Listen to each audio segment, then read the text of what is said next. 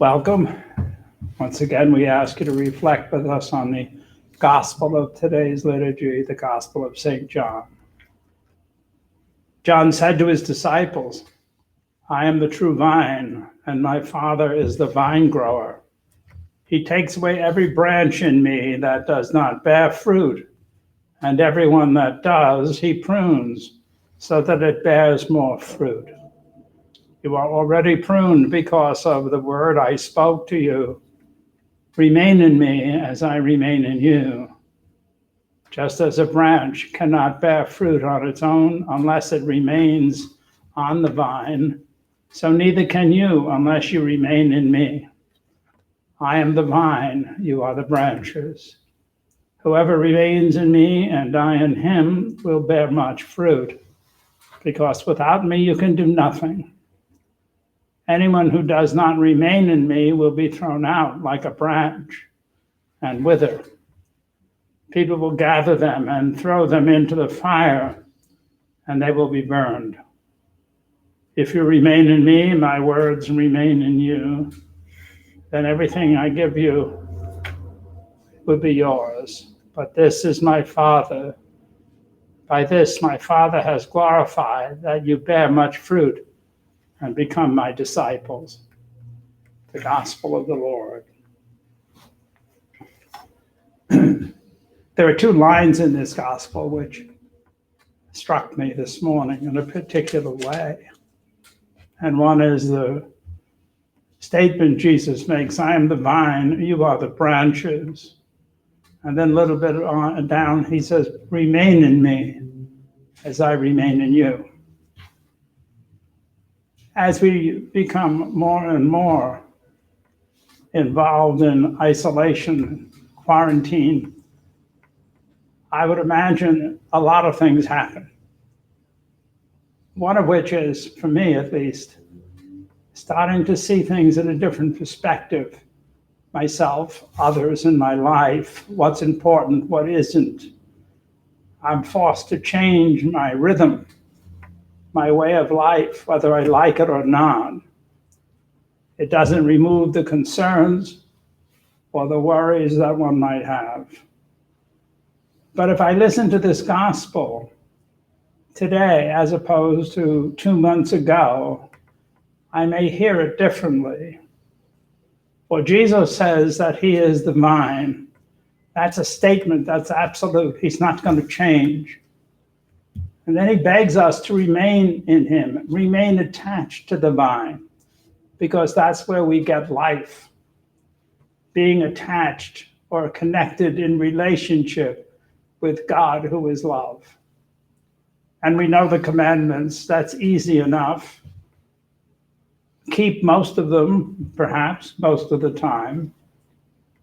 But the question is not that I'm a terrible sinner necessarily, but that what I realize in this time of isolation is that so many things that are good in and of themselves consume me.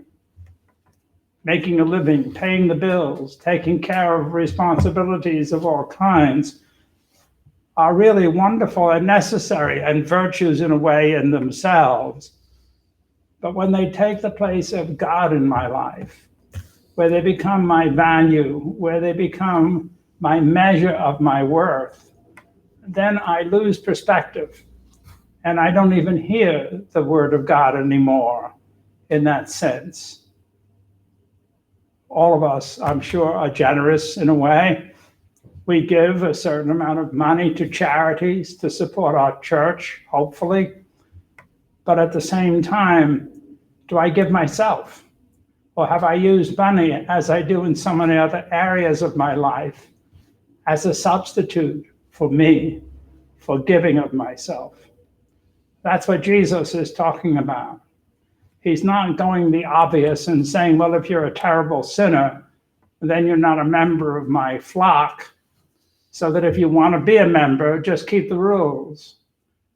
And I wonder if he's not saying that's just minimum, that he wants me to give of myself. He wants me to love with compassion, with understanding, with all of those things with which we're familiar. so often pursuing the values that I need to pursue to pay bills, for example, I forget those around me. I forget and don't even see those in need, or I judge others compared to what I think is a success. Are they working? Are they producing? Are they successful? And we almost never ask or remind ourselves that they're human, that they're attached to the same vine, that as we're being reminded of so forcibly, we are in fact all one family, the human family. And that what Jesus tells us is that he loves us all and that he's always there. I'm the one who moves. I'm the one who can't find God because I don't know where to look. I look at the wrong things, and sometimes those things with which I look and evaluate come up empty. They don't make it. I spend my time working, getting ahead, being secure, and perhaps I've neglected relationships that are so close, people that I value in my life, like family, like friends. We admire the first responders, particularly those in the medical field, who are giving of themselves in heroic ways, sacrificing time with family because of the quarantine, to minister to those who are ill, perhaps members of our own family. And we say they're heroes, and they are, but they're living the gospel. They're living in a very real sense. They're being reminded or reminding us that they're attached to this vine, this God who is in all of us, and that we're supposed to seek that.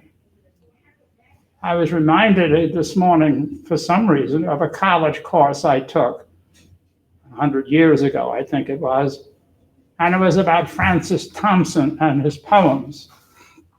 Looking back, I must have been forced to take the course because I'm not particularly attracted to poetry. But I must say I was impressed by Francis Thompson more now than I was then. He's not particularly popular today in that sense, but his statement, I think, is just as valid. He died in 1907. He never married. He was very shy as a young man, bright, studied medicine, never pursued it. Finally dropped out, became ill, became addicted to opium, and all the while trying to write, trying to communicate through his poems. And he was extraordinarily bright. At one point, he was on the street. He had no place to go. And in one of his poems, he idolizes and lionizes a woman who was the only one who allowed him a space, invited him into her home, and she was a prostitute. We don't know her name, but it struck me that she was one of the branches. She, whether she knew it or not, was practicing what Jesus is asking us. She was connected. The point I'm trying to make is that Francis Thompson, almost his whole life, he died before he was 50, looked back on his life and decided he was trying to run from God. Plus, his epic poem is The Hound of Heaven. And he epitomizes God as the hound that continually seeks the prey. And the whole rhythm of the poem is being pursued by this animal, a lion, this prey, this hound, whatever, and running and running and running. And finally, at the end, he sums it up by saying, I turned around and you were there all the time. It was me who was running, not away from you or not anywhere in that sense, but that I was running from myself. This time of reflection, we have to remember, I hope, that we are still connected, even though we may not feel it, that God is here, even though we may not be able to see him and experience him, and that we want to keep our focus. We want to look at things through God's eyes, and we want to see that as branches of this vine, that each of us are so important to God, that he never leaves us, that even though we may find ourselves questioning at perhaps this time of our life, he tells us, I'm there. Be patient, persevere. reflect, remember, I'm there, right next to you, maybe in front of you today, and someone who comes knocking into your life, asking for help, asking for patience, asking for charity of some sort. Let us continue to pray for one another today and to hopefully have patience and to have hope that this too will end eventually and that we'll resume our normal activity. Hopefully never again to take God for granted, but to remember that He is the vine and we are the branches.